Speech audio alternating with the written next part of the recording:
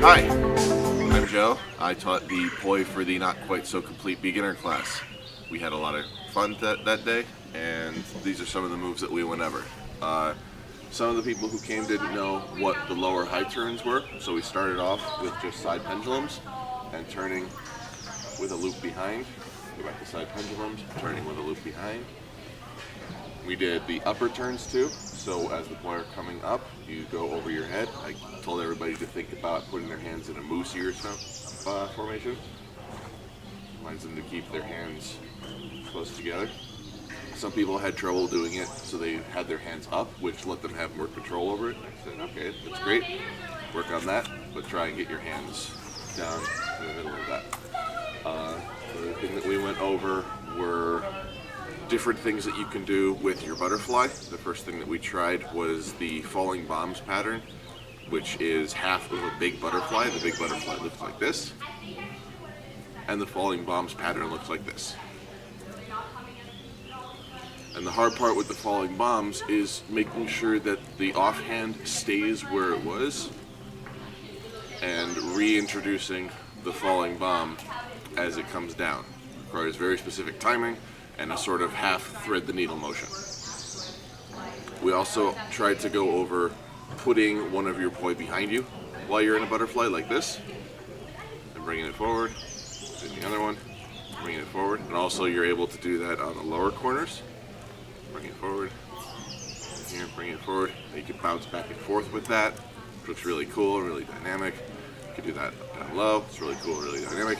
And from there we went into probably the highlight of the class, which were the funk and the koi. The funk and the koi are the same move done in different directions. It is 2 beats in one side and 2 beats on the other. And if you do it using a forward butterfly, you get this really cool downward motion that's almost, it very naturally flows with beating with the music.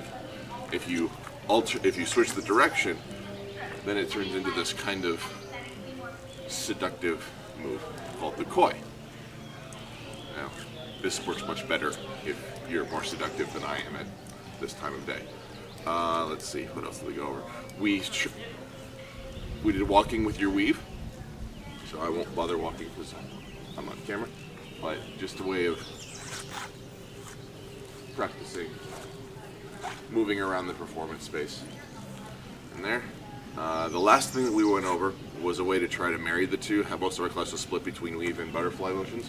So the first thing that we started off, or the last thing that we went over, was lockouts, which are a good way to go from a weave into a butterfly without any awkward sort of plane bending like this, which looks kind of ugly, or stopping, wrapping, and coming into a butterfly.